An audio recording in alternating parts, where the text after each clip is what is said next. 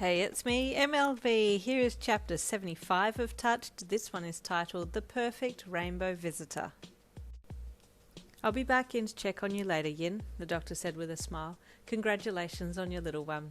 Thank you, he said, as you awkwardly picked up your baby and cuddled him to you, his white wings falling open over you. Little Hiyoko buried his face into your hospital gown, eyes shut and mouth open as he rooted around to try and find a nipple to attach to. What's he doing? You asked as you watched him trying to find something. I don't know. Is he hungry? Hawks asked, looking over the bed rail. I'm not sure, you replied. Just then the nurse walked in. Hello, Yin, she said, looking at your chart. I believe it's feed time, she said, gesturing to your little wiggly bundle. Do we have a name for your little bub yet? Hiyoko, he said proudly. Keigo Takami. That's a beautiful name, she said happily. Shall we feed him? Oh, he's hungry? You asked as you looked from her back down to him. Yes, he's looking for a nipple, she said with a smile. Let's get you set up for feeding then, hey? Hawk sat back and watched with wide eyes as the nurse instructed you on how to breastfeed Hiyoko for the first time, and in no time he was attached and feeding beautifully.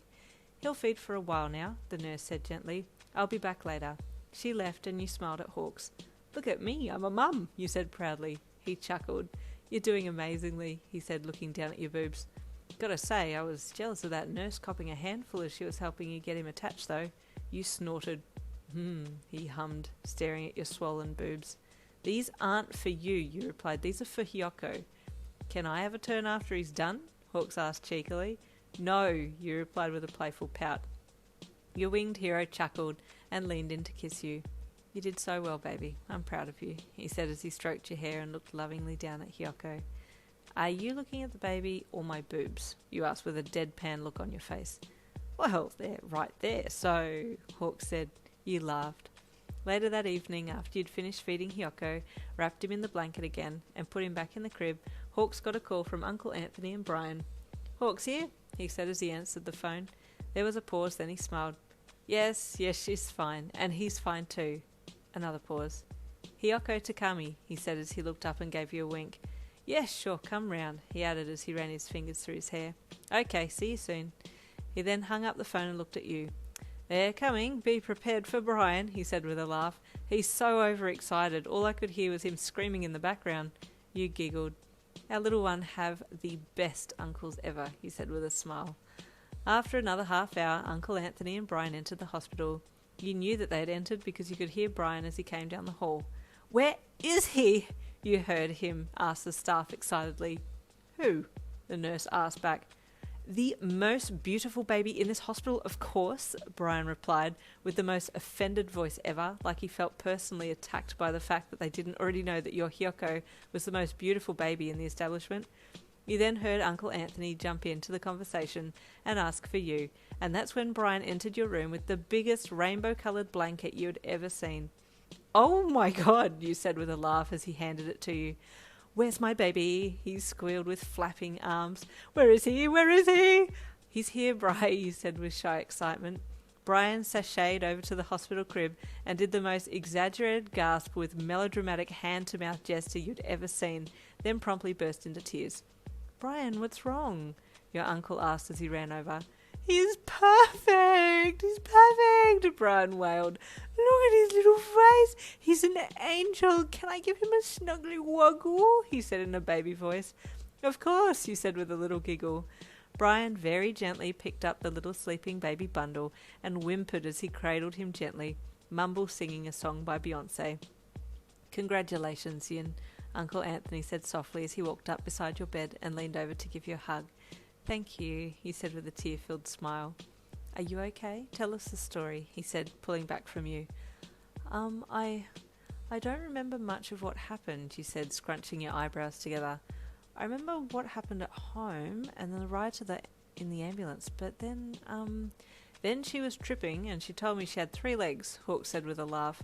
I did? You said with surprise, not remembering anything that you'd said while on the happy gas. Yep, and you friend-zoned me, Hawks added with a smug smile. I did what? O.T.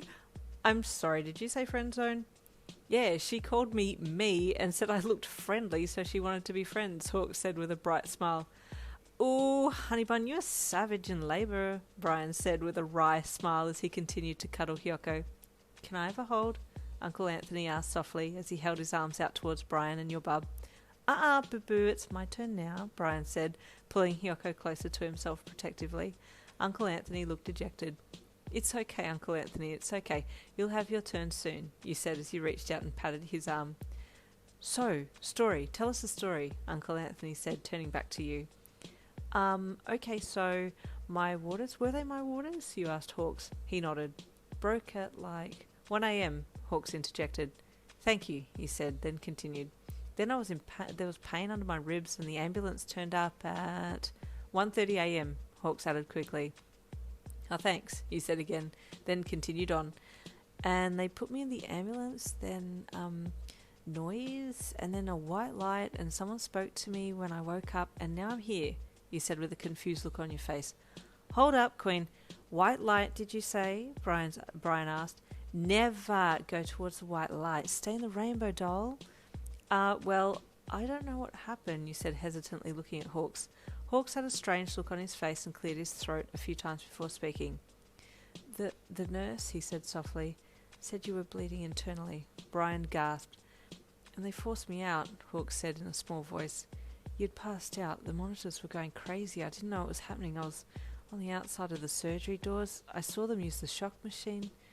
The doctors did say I died," you said in a small voice, the tension in the room becoming heavy.